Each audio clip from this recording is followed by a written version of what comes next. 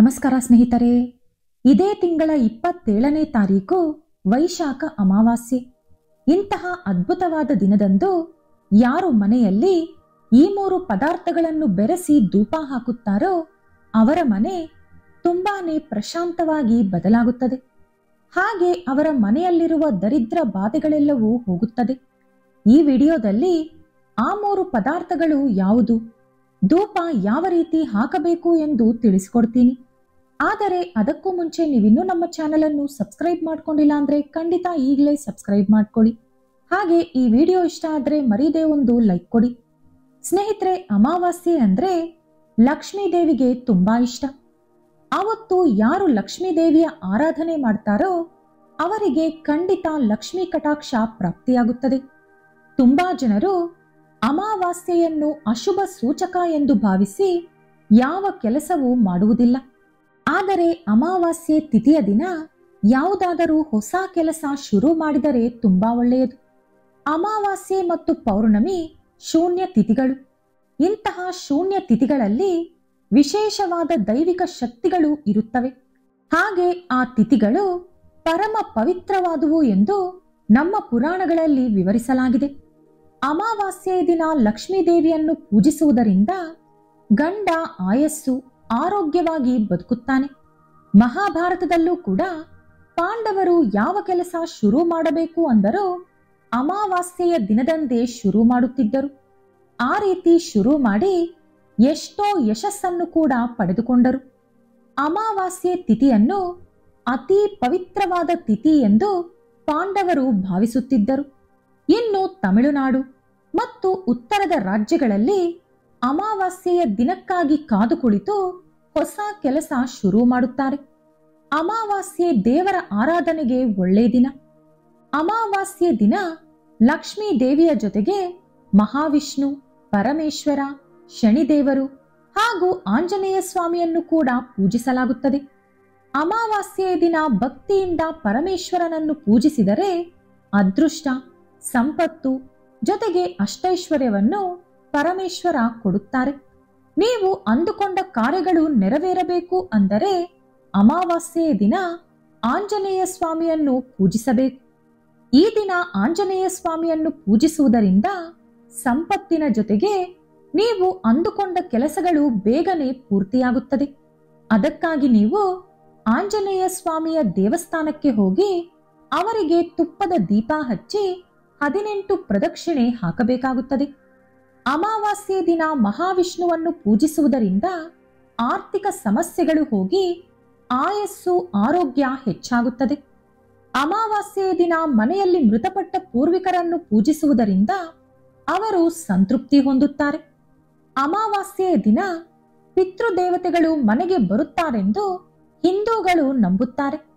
ಆರ್ಥಿಕ ಪರಿಸ್ಥಿತಿ ಚೆನ್ನಾಗಿಲ್ಲದವರು ಅಮಾವಾಸ್ಯೆ ದಿನ ನಿಮ್ಮ ಪೂರ್ವಿಕರ ಫೋಟೋಗಳಿಗೆ ನಮಸ್ಕಾರ ಮಾಡಿ ಭಕ್ತಿಯಿಂದ ಅವರನ್ನು ಪೂಜೆ ಮಾಡಿಕೊಂಡು ಮನಸ್ಸಿನಲ್ಲಿ ನಿಮ್ಮ ಕೋರಿಕೆ ಹೇಳಿಕೊಂಡರೆ ಅವರು ಖಂಡಿತ ಅಮಾವಾಸ್ಯೆ ಲಕ್ಷ್ಮೀ ದೇವಿಗೆ ಪ್ರಿಯವಾದ ದಿನವಾದ್ದರಿಂದ ಇದ್ದರೆ ಅದು ಕೂಡ ಹೊರಟು ಹೋಗುತ್ತದೆ. ಓಂ ಲಕ್ಷ್ಮೀ ನಮಃ ಎಂಬ ಮಂತ್ರವನ್ನು ಬೆಳಿಗ್ಗೆ, ಮಧ್ಯಾಹ್ನ ಹಾಗೂ ರಾತ್ರಿ ಮಲಗುವ ಮುಂಚೆ 5 ಸಲ ಭಕ್ತಿಯಿಂದ ಜಪಿಸಿದರೆ ಲಕ್ಷ್ಮೀ ದೇವಿಯ ಅನುಗ್ರಹದಿಂದ ಸಿರಿ ಸಂಪತ್ತು ಪ್ರಾಪ್ತಿಯಾಗುತ್ತದೆ.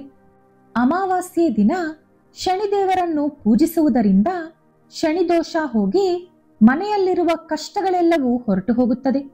ಇನ್ನು ಈ ಅಮಾವಾಸ್ಯೆಯ ದಿನ ಈ 3 ಪದಾರ್ಥಗಳನ್ನು ಬೆರೆಸಿ ಧೂಪ ಹಾಕುವುದರಿಂದ ನಮಗೆ ಅದ್ಭುತವಾದ ಫಲ ಬರುವುದು ಸ್ವತಃ ನಾವೇ ಗಮನಿಸಬಹುದು. ಹಾಗೆ ನಮಗಿರುವಂತ ದರಿದ್ರ, ಕಷ್ಟಗಳು ಎಲ್ಲವೂ ಹೋಗಿ ಲಕ್ಷ್ಮೀ ದೇವಿಯ ಆಶೀರ್ವಾದ ಕೂಡ ಪಡೆದುಕೊಳ್ಳಬಹುದು.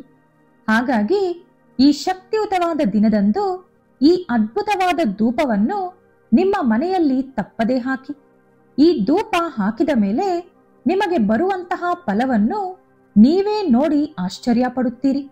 ಹಾಗೆ ನಿಮ್ಮ ಮನೆಯಲ್ಲಿ ಇನ್ನು ಮುಂದೆ ಹಣದ ಸಮಸ್ಯೆ ಕೂಡ ಇರುವುದಿಲ್ಲ. ತುಂಬಾ ಜನರು ಅಮಾವಾಸ್ಯೆ ಅಂದ್ರೆ ಹೆದರುತ್ತಾರೆ. ಅಮಾವಾಸ್ಯೆಯಲ್ಲಿ ಹೊರಗಡೆ ಹೋಗಬಾರದು ಅನ್ನುವ ನಂಬಿಕೆ ಕೂಡ ಇದೆ. ಆದರೆ ಅಮಾವಾಸ್ಯೆ ಕೆಟ್ಟದ್ದನ್ನು ನಮ್ಮ ಮನೆಯಿಂದ ಓಡಿಸಿ ಒಳ್ಳೆಯದನ್ನು ನಮ್ಮ ಮನೆಗೆ ಕರೆತರುತ್ತದೆ. ದೃಷ್ಟಿ ದೋಷಗಳು, ದೊಡ್ಡ ದೊಡ್ಡ ಸಮಸ್ಯೆಗಳು ಹಾಗೂ ನಮ್ಮನ್ನು ದ್ವೇಷಿಸುವವರು ನಮ್ಮ ಮೇಲೆ ಮಾಡುವಂತ ಕೆಟ್ಟ ಪ್ರಯೋಗಗಳನ್ನು ಕೂಡ ನಾವು ಅಮಾವಾಸ್ಯೆ ದಿನ ನಿವಾರಿಸಿಕೊಳ್ಳಬಹುದು. ತುಂಬಾ ಜನರಿಗೆ ಮನೆಯಲ್ಲಿ ಗಲಾಟೆಗಳು, ಸಮಸ್ಯೆಗಳು, ಹಣದ ಕೊರತೆ, ಆರೋಗ್ಯ, ನೆಮ್ಮದಿ ಇಲ್ಲದಿರುವುದು, ಮಕ್ಕಳ ವಿದ್ಯಾಭ್ಯಾಸದಲ್ಲಿ ಸಮಸ್ಯೆ, ಕೆಲಸದಲ್ಲಿ ಸಮಸ್ಯೆ, ವ್ಯಾಪಾರದಲ್ಲಿ ಸಮಸ್ಯೆ, ಹೀಗೆ ಯಾವುದೋ ಒಂದು ಸಮಸ್ಯೆ ಇರುತ್ತದೆ. ನಿಮ್ಮ ಮನೆಯಲ್ಲೂ ಕೂಡ ಇದರಲ್ಲಿ ಯಾವುದಾದರೂ ಸಮಸ್ಯೆ ಇದ್ದರೆ ಅಮಾವಾಸ್ಯೆ ದಿನ ನಾನು ಹೇಳೋ ರೀತಿಯಲ್ಲಿ ತಪ್ಪದೆ ಧೂಪ ಹಾಕಿ. ನಿಮಗೆ ಅಂಗಡಿ ಇದ್ದರೆ ಅಲ್ಲೂ ಕೂಡ ಈ ಧೂಪವನ್ನು ಹಾಕಿ. ಎಷ್ಟು ಬೇಗನೆ ನಿಮ್ಮ ಸಮಸ್ಯೆಗಳು ಹೊರಟು ಹೋಗುತ್ತದೆ ಅನ್ನೋದು ನೀವೇ ನೋಡ್ತೀರಿ. ಈ ಸಲ ಅಮಾವಾಸ್ಯೆ ತಿಥಿ, ವಾರ, ನಕ್ಷತ್ರ ಎಲ್ಲವೂ ಕೂಡ ಅದ್ಭುತವಾಗಿ ಬಂದಿದೆ.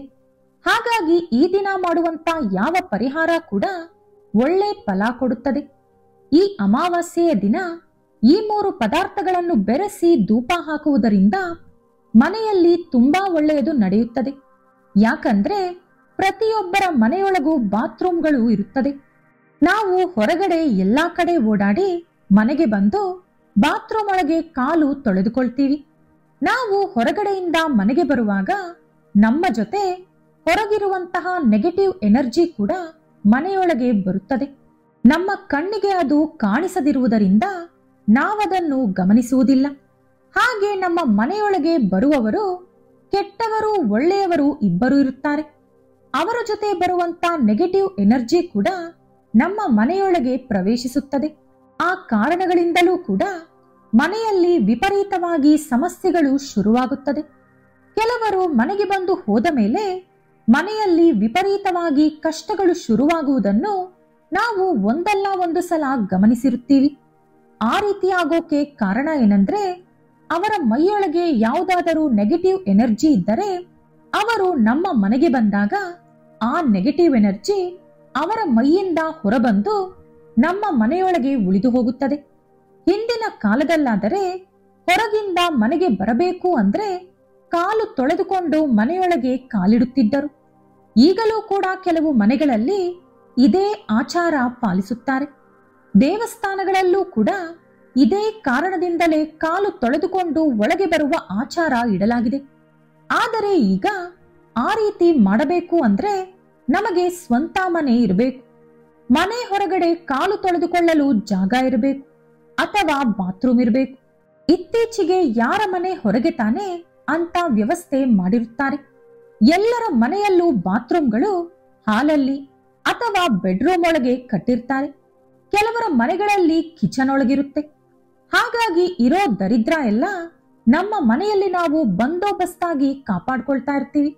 ಹಾಗಾಗಿ ಆಗಾಗ ಮನೆಯಲ್ಲಿ ಸಾಂಬ್ರಾಣಿ ಹಾಕೋದು, ಪ್ರತಿದಿನ ಅಗರಬತ್ತಿ ಹಾಗೂ ಧೂಪ ಹಚ್ಚೋದು, ಗಂಟೆ ಹೊಡೆಯೋದು, ಶಂಕು ಊದೋದು ಇದೆಲ್ಲ ಕೂಡ ಮಾಡ್ತಾ ಇರಬೇಕು. ಬಾತ್ರೂಮ್ ಇಂದ ಹೊರಗೆ ಬರುವಾಗ ಕಾಲು ತೊಳೆದುಕೊಂಡು ಬರಬೇಕು. ಇದನ್ನು ಮಕ್ಕಳಿಗೂ ಕೂಡ ಅಭ್ಯಾಸ ಮಾಡಿಸ್ಬೇಕು.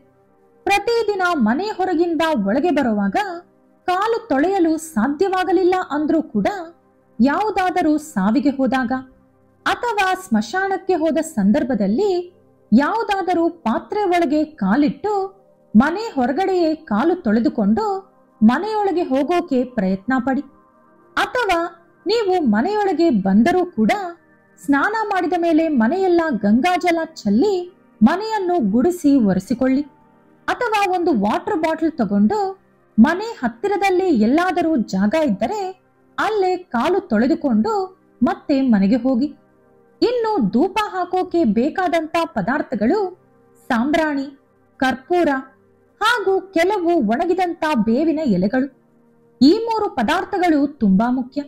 ಇದರ ಜೊತೆ ನಿಮ್ಮ ಹತ್ತಿರ ಇದ್ದರೆ ಕೆಲವು ದರ್ಬೆ ಹಾಗೂ ಒಣಗಿದ ತುಳಸಿ ಎಲೆಗಳು ಮತ್ತು ಒಣಗಿದ ವೀಳ್ಯದೆಲೆಗಳನ್ನು ಕೂಡ ಸೇರಿಸಬಹುದು.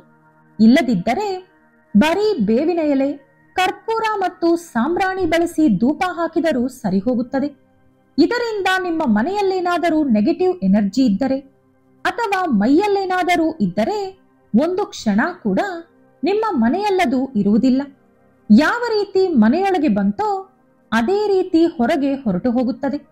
ಅದು ನಿಮಗೆ ಕಾಣಿಸಲಿಲ್ಲ ಅಂದರೂ ಕೂಡ ನೀವು ಈ ಧೂಪ ಹಾಕಿದ ಮೇಲೆ ನಿಮ್ಮ ಮನೆಯಲ್ಲಿ ಹಾಗೂ ಮೈಯಲ್ಲಿ ನಡೆಯುವಂತ ಬದಲಾವಣೆಗಳನ್ನು ನೀವೇ ಗಮನಿಸುತ್ತೀರಿ.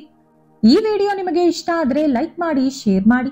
ಇಂತಹ ಹೆಚ್ಚಿನ ಉತ್ತಮ ಮಾಹಿತಿಗಳಿಗಾಗಿ ತಪ್ಪದೇ ನಮ್ಮ ಚಾನೆಲ್ ಅನ್ನು ಸಬ್ಸ್ಕ್ರೈಬ್ ಮಾಡ್ಕೊಳ್ಳಿ. ನಾಳೆ ಮತ್ತೊಂದು ವಿಡಿಯೋದೊಂದಿಗೆ ಪುನಃ ಭೇಟಿಯಾಗೋಣ.